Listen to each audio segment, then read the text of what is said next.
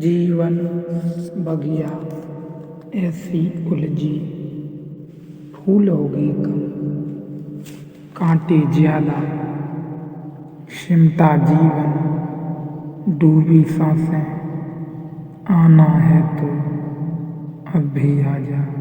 यदि आपने अभी तक अंतिम अध्याय नहीं देखा है तो कृपया करके अंतिम अध्याय देखें, उसके बाद ही इस अध्याय में प्रवेश करें।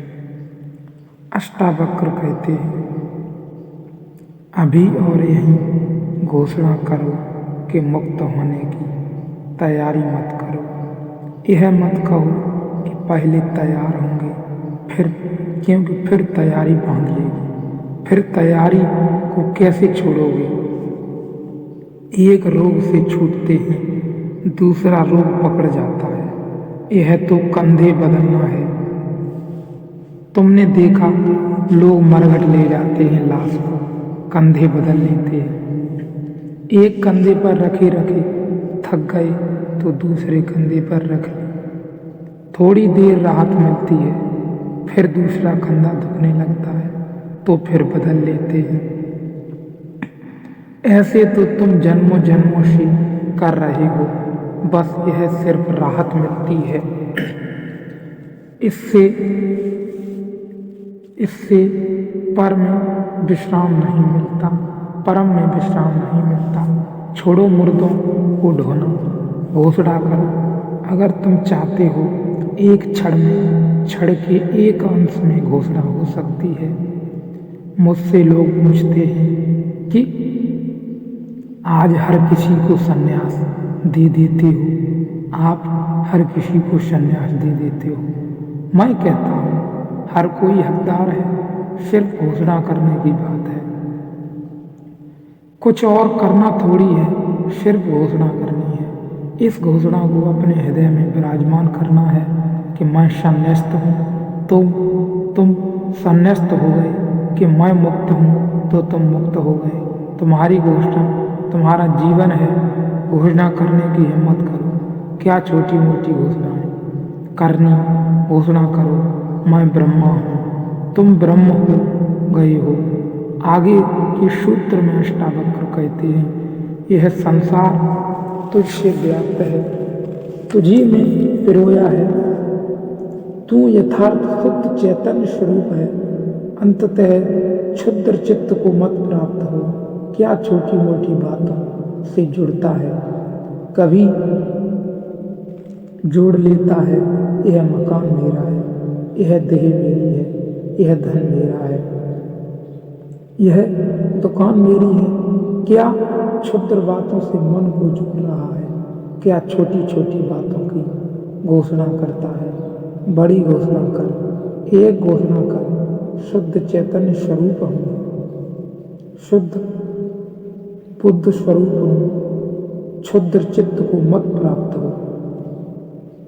हमने बड़ी छोटी छोटी घोषणाएं की हैं। जो हम घोषणा करते हैं वही हम हो जाते हैं।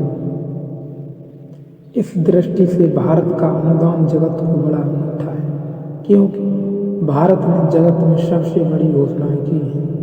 मंसूर ने मुसलमानों की दुनिया में घोषणा की, अनलहक मैं शक्ति हूँ, उन्होंने मार डाला।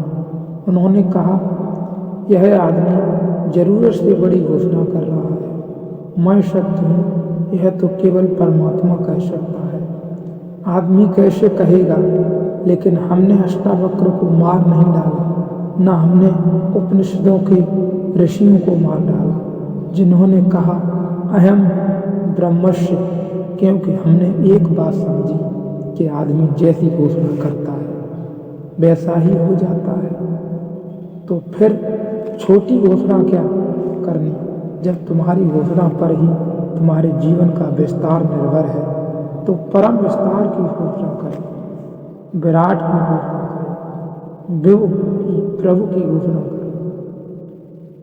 इससे छोटी पर क्यों राजी होना?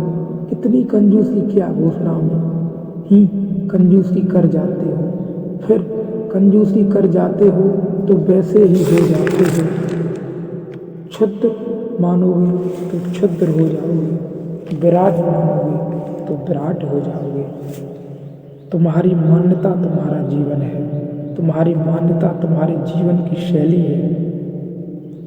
तू निरपेक्ष अपेक्षा रहित है, निर्विकार है, स्वार्थ निर्भर है, चित्त स्वरूप है, शांति और मुक्ति का स्थान है, अगाध बुद्धि रूप है, क्षोभ शून्य है, अतः चैतन्य मात्र में निष्ठा वाला हो। एक निष्ठा पर्याप्त है, साधना नहीं, निष्ठा साधना नहीं, श्रद्धा इतनी निष्ठा पर्याप्त है कि मैं चैतन्य मात्र हूँ।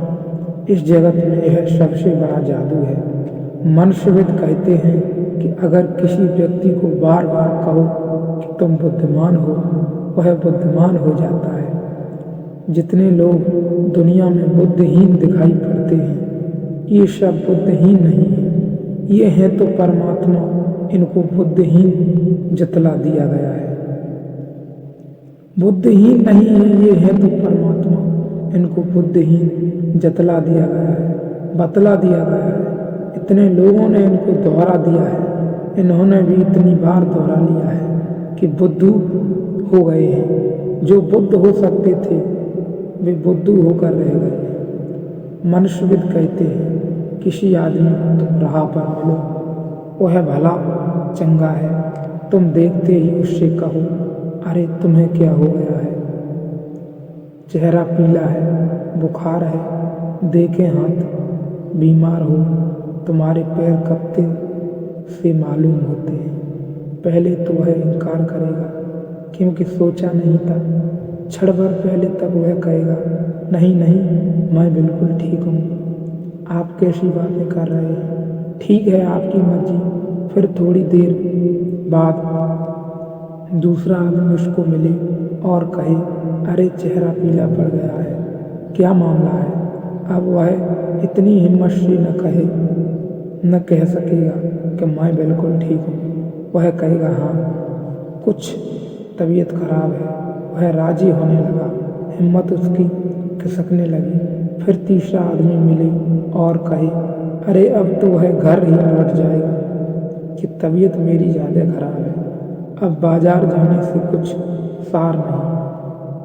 इसी प्रकार हमारे जीवन में भी हमने औरों के द्वारा दी गई मान्यताएं मान ली हैं और उन्हीं पर चलने लगे हैं। इससे सत्य तो विलंब हो ही गया और खुद को भी खो दिया।